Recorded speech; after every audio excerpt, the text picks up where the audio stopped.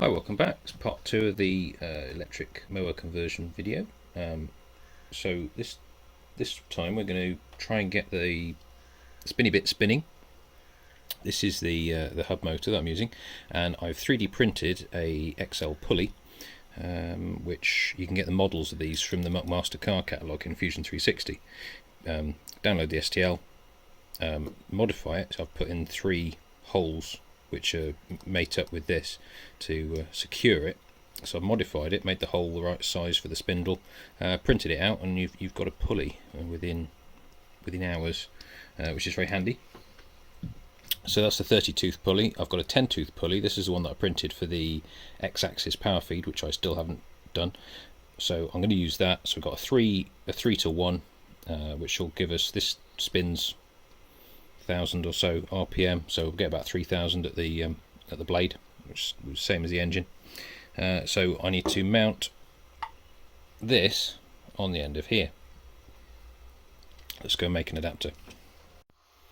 So the bit I've made already has got an internal bore of about 19, depending on where you get it. Yeah, around about 19.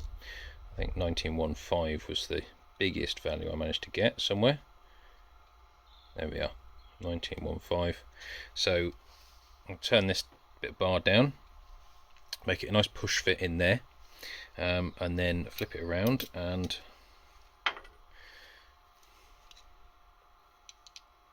we want that to be a push fit as well. So we've got to drill it. Oh, I've got a 9.9. We should be able to, yeah.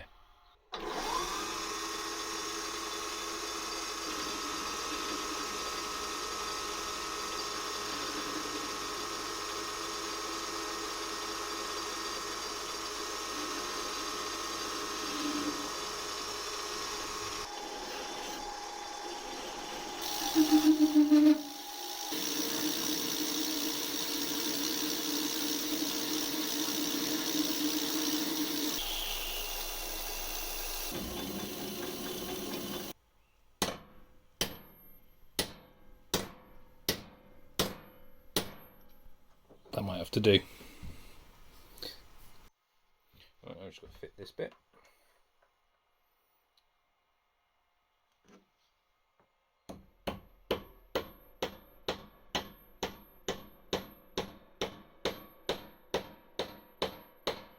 I've made some bearing shields for the big bearing there.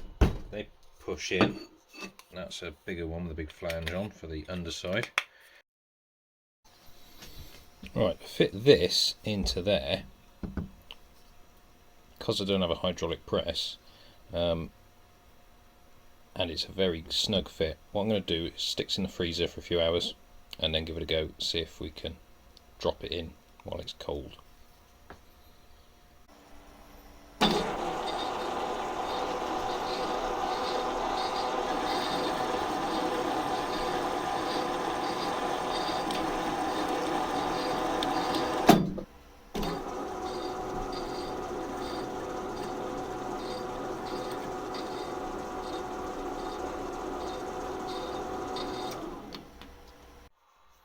Right, so I've cut an internal thread in here.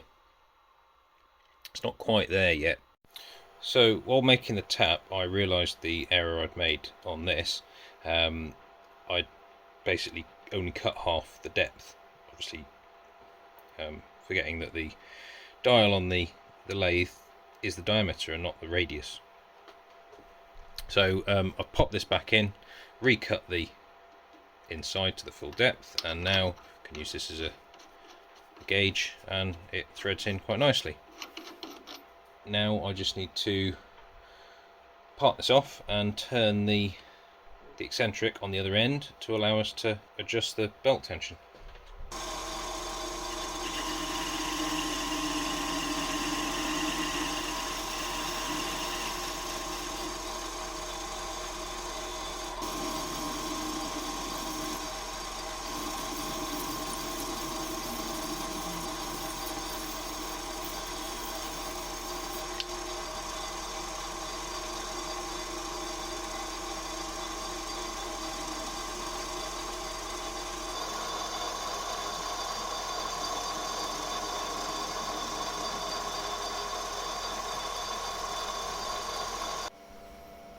1mm bit of steel there. Let's see how well this works. Oh yes.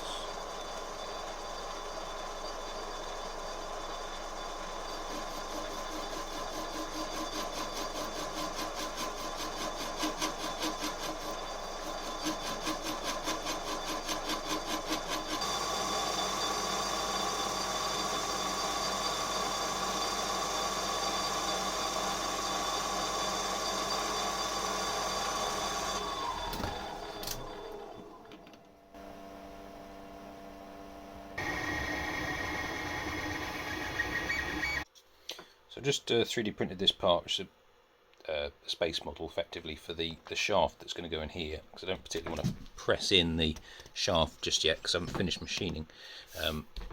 So that goes in there, and I just wanted to basically verify that my spot here, which was a complete sort of finger in the air guesstimate, was in the right place. So if I stretch the belt out, it looks to me like we're pretty much in the right place. And as I've got a plus minus 1mm adjustment on that with my offset, it's eccentric on the mounting stub, I think that spot is looking pretty good. So I will drill that out, 19mm for the adapter, and we'll get it bolted on. So this is the adapter pin for the motor with its eccentric on it, and I'm going to retain this in the motor plate by having a groove in here and a grub screw, and that will do two things. It'll stop it moving up and down, and it'll lock it in position when I've twisted it round to get the appropriate amount of tension on the belt. So I'm just going to put in a 4.2-ish millimeter groove to take a 4mm grub screw, 2mm parting tool, so I'm just going to take 2 bites and make it, I don't know, 3mm deep or something.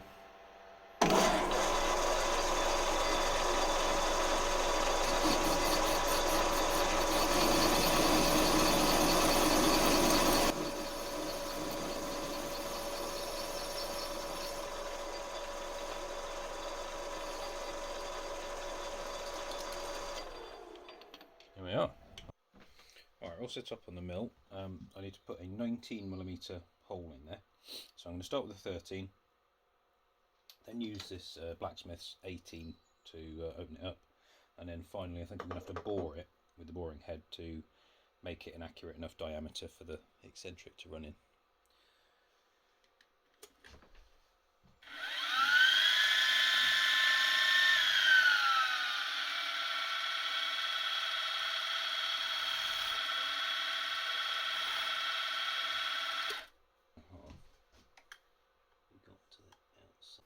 Right, so just looking at this, measuring, I've got around about 11mm centre to the edge, which if I do a 19mm hole in there, that's going to take me about 1.5 millimetres away from the edge of this aluminium plate, which is not really enough.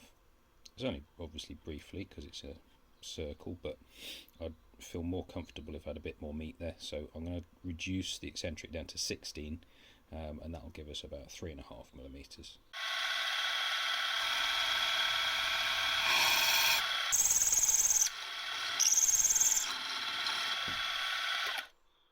Right, same idea as before, but I've got a 15 instead of a 18, and then I'll bore to 16.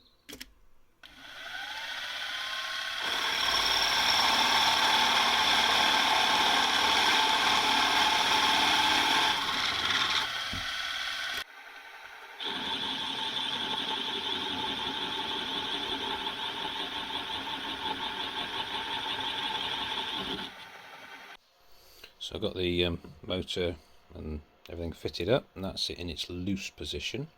Now I twist it around 180 degrees. I don't know how clear that is to see, but it definitely tensions up the belt a fair bit. If I twiddle it around, that's got quite a bit of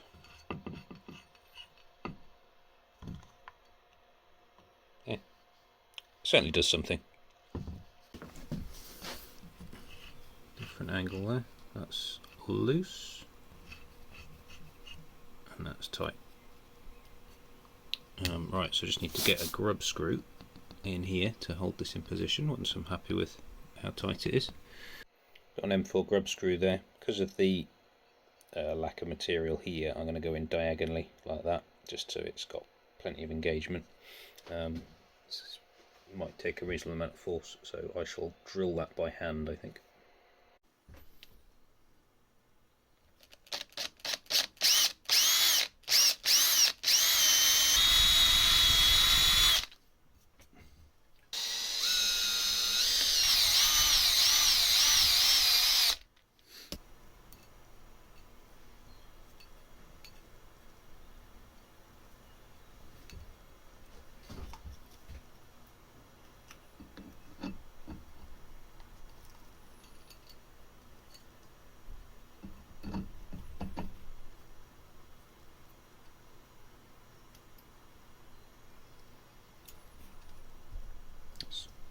Pretty solid. Lovely. Right, so that's the motor mounted. Now need to fix the drive electronics to the plate. It's come on this heatsink, which isn't going to do a lot of good. So what I think I'm going to do is just clear a rectangular area on there, drill and tap, and fit this directly to a flat area on the disc.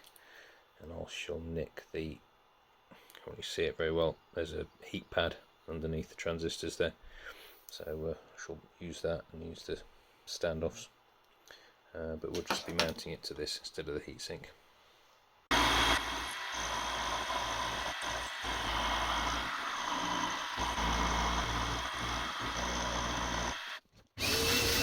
Right, this doesn't have to be in any exact location, so I'm just sort of eyeballing it, putting it roughly in the middle of the pocket that I've machined out.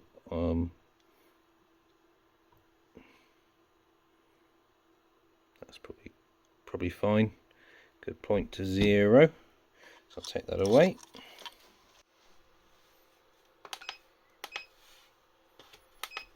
Why not?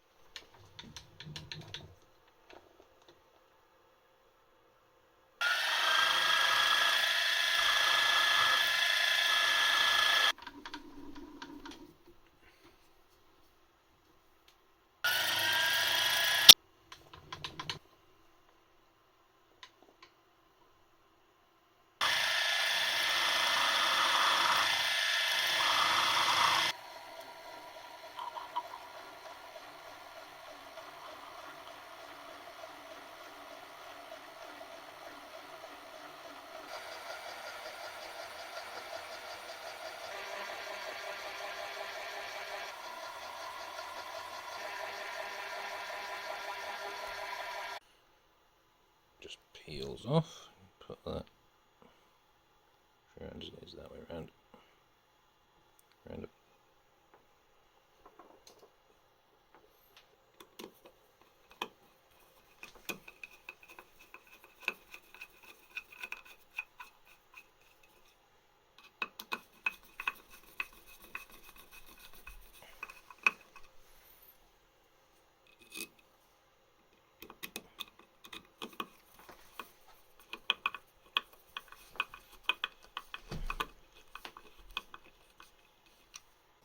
Alright, now I promised I'd try to get this thing spinning in this episode, but it's as usual taking longer than I thought, so I think I've got to wire all this up to the motor, which will take a little while, and I've got to build the battery packs.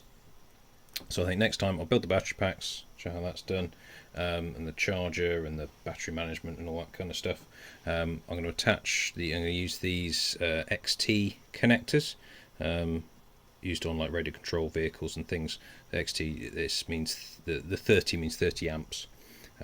So this only needs about 10. So although these are pretty small connectors, they're more than good enough for the job.